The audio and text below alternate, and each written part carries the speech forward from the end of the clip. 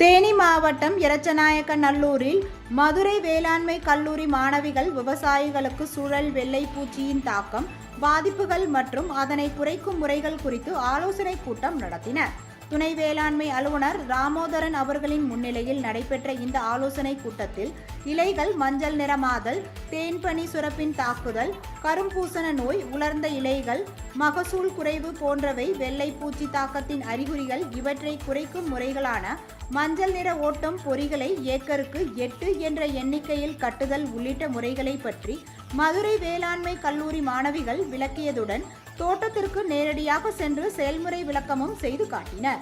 விவசாயிகளும் அவர்களின் சந்தேகங்களை கேட்ட மாணவிகள் மற்றும் துணை வேளாண்மை அலுவலரும் அதற்கு பதிலளித்தனர்.